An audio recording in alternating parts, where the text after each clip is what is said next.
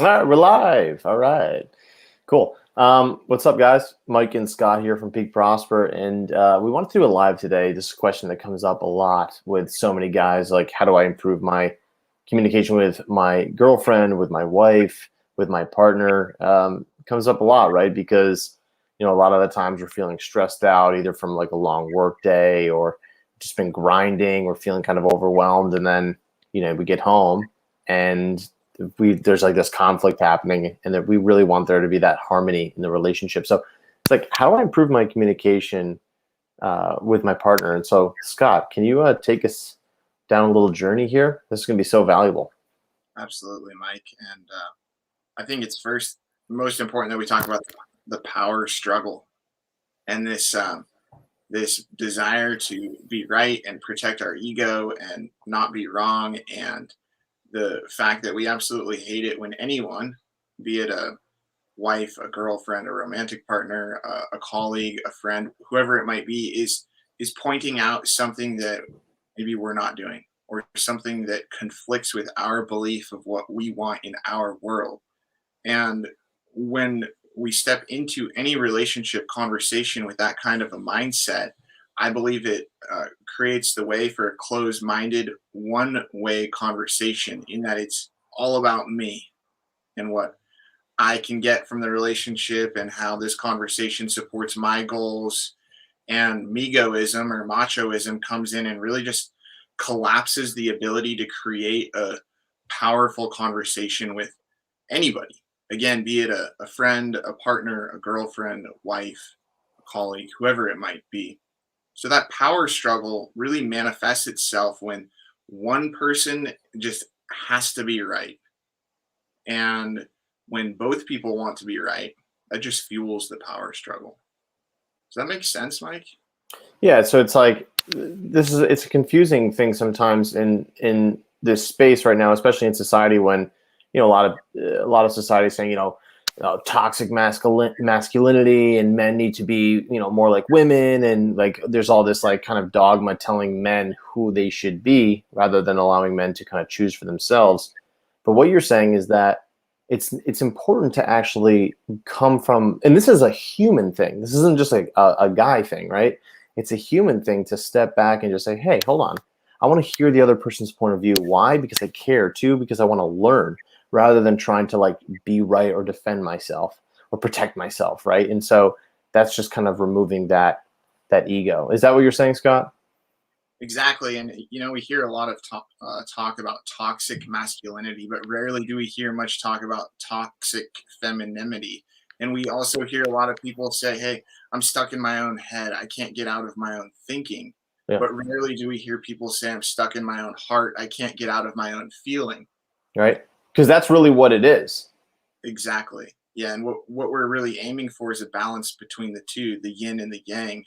And I believe that when we step into that state where there's a balance of both the thinking and the feeling energy, we open for the opportunity for harmony to be created, and a wonderful, harmonious mastermind is formed. We were just talking earlier about Henry Ford's story and how he created his massive fame, fortune, and success, and how he leveraged his relationships with Thomas Edison and the founder of Firestone Tires to form these mastermind alliances that catapulted his business to new heights. But also, in our studying about Henry Ford, we're learning that one of the most powerful masterminds that he formed in his life was his relationship with his wife. In creating a harmonious relationship between him and her, he was able to reach these heights of financial earning potential, power, influence, and leadership beyond most anyone's current realm of possibility. And I believe that that's through creating a harmonious relationship with her, one that was win, win, win. Right? We talk a little bit about a triple win in a relationship, and I believe that's when you win and I win and we win. Yep. But so often, what happens if we go back to this power struggle is one person wins. Either she wins and I lose, or Yeah. I win and she loses. But when we Yeah. Or you're right and I'm wrong, right? And exactly, I'm punished and you're rewarded, or whatever it is, right? it's like a give and take. It's almost like a negotiation rather than a relationship. Yeah, it turns into I forget the comedian, but he calls it a relationship.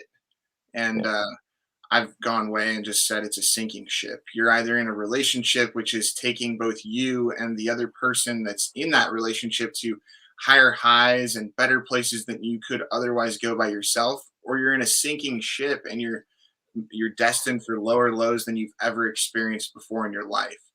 And I mean, we witness this in our programs all the time. Guys yeah, come in with heartbreak, or they come in and they're ecstatic about their life. And there's oftentimes a woman that's influencing both those high peaks and those low valleys. totally, totally. Yeah, explain that more for guys who are watching, Scott. I mean, like how can a woman really influence? Because at one point we're saying take accountability for your life. No one owns you. You have the right to choose, right? And we do. But how can someone outside of us influence whether we go up or down? Well, they get into our mind, right? I mean, Yeah. you think about a man who is suffering and struggling in any aspect of his life, and he can often point that back to the influence of someone else, be it a woman, a friend, a colleague, whomever it might be. And that's because of a whole variety of things, including things like neurotoxins and the power of influence. And by golly, does a woman have an influence on our life? Oh my And God. Yeah. I think that when we can create a powerful, harmonious relationship with a woman, then do we have the ability to really catapult all areas of our lives to heights beyond anything we could even possibly imagine. But often, what happens, we get home and there's nagging, there's jealousy, there's greed, there's envy, there's all these toxic things that show up in our relationships. And when that becomes the cornerstone and a foundational element to how we're behaving on a consistent basis, we get stuck in a power struggle, unable to break free. And I'd love to talk a little bit about something called a heart talk method, something that you might implement into your relationships, be them business relationships, relationships with your friends, and especially your romantic relationships. Scott, why would someone want to do a hard talk? So a heart talk really goes against the grain of what we're naturally programmed to do and our natural way of communicating as men. See, as men, we're doers, we're fixers, we're problem solvers, and when something is wrong and we see a clear solution, uh, go implement step one, two, three, and four. We want to just go fix things. But oftentimes, when a struggle is experienced in a relationship, there's powerful emotions at play: fear, sadness, jealousy, envy, all of these emotions that make way for a toxic potion, like a very toxic human experience, which is Hmm. why we can get pulled to lower lows. So the intent of a heart talk is really to be empowered with a different form of communication that's more emotional based rather than thinking logical, analytical, and fix it based, which is Yeah. how men are programmed. Does Yeah, that no, it's like that black. Yeah, totally. It's like that fix it black and white type of mentality, and that goes back to what we were talking about earlier, where you have you're frustrated with your partner, your relationship, right? And it's like it's got to be right or wrong, mm, and it's the heart talk actually allows that type of thinking to kind of go out the window and hear different perspectives and actually really tune in to the truth, the heart of the matter, and allow, like you said, you to win, but the team to win. yeah, win win win, right? The Yeah, triple win, the triple threat. So yeah. I'm gonna grab something real quick here, and uh, I'd love to talk a little bit about the heart talk method. And I have this rock here that I use for heart talks in my own relationship, and I think there's a couple of just really key elements to having a constructive heart talk. And the first one is that a heart talk is generally focused on one thing. So it might be the dishes, which triggered this emotional uproar, an argument of some kind. And it's really, once we start digging deeper, it's not the fact that the dishes are dirty all the time, or the sink is full of crap, or the dishes aren't getting done. It's how that's making one another feel. So the intent of the heart talk is really to get to the root of the understanding of how an experience that's manifesting in the physical world is affecting us in our inner world. Yeah. And I think that a big difference, a distinguishing difference between a heart talk and what we call more of a work talk, these tactical, logical, analytical conversations, is that it's emotionally based and it's focused on one specific event or thing that's going on. So, again, if it's the dishes, and this is a real life scenario, something that happened in my relationship that's triggering all of these uncomfortable emotions, it's important to take that event to a heart talk.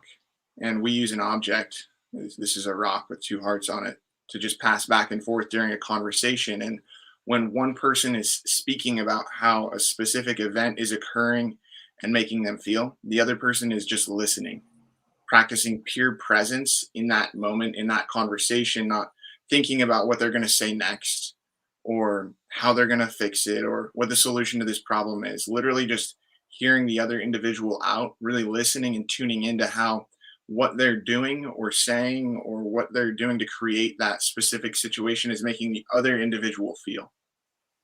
So this really goes and aligns with the principle of seeking to understand rather than being understood. Brilliant. Yeah, brilliant. And guys, if you're watching this video right now and you want that resource, just comment down below. Just comment stronger relationships down below, and we'll just send you the resource. It's just something that we teach in our transformation program. It's incredibly valuable. So if you want that, yeah, just comment down below and we'll hook you up with it. Yeah. Scott, what is the byproduct when you do this, right? When you do this heart talk, what is the byproduct that like men are going to experience in addition to, okay, we're getting some things off our chest, but how does that really improve their life? Well, first and foremost, self understanding, Yeah. right? I mean, we learn a lot more about what's underlying the frustration or uncomfortable emotion that's coming up in these triggering experiences in our relationships about ourselves. And when we get to the root of what's going on, we begin to realize that it's not the actual event that was creating the discontentment so much as an emotion that we've attached to something, for example, like the dirty dishes. Yeah. And a secondary byproduct of implementing these emotional conversations is deeper intimacy, more trust, Yeah. more security in a relationship so that both you and your partner actually feel comfortable having those uncomfortable conversations about things that you just don't enjoy talking about. Yeah. And this paves the way for what we actually call a healthy, thriving relationship, Yeah. and not one that's built on toxic emotions and frustrations and something that isn't in alignment with what you most want. So, Mike, just a couple of minutes ago, you mentioned a resource. I just want to mention that again. We have a blueprint that guides you through how to conduct a Yeah. heart talk. And we're just going to drop a link to that resource in the comments below this video today. I hope that you guys get a ton of value out of this. If you have any questions about how to apply the heart talk in your relationship so that you can amend a power struggle that's going on, so that you can really tap into more of a happy, harmonious relationship that's one based out of a win-win-win desire and not this conflict of man and woman that we often experience, then please reach out to Mike and I. We would be more than happy to have a conversation with you and kind of guide you through the implementation of the heart talk. So, any other comments today, Mike? That's it, guys.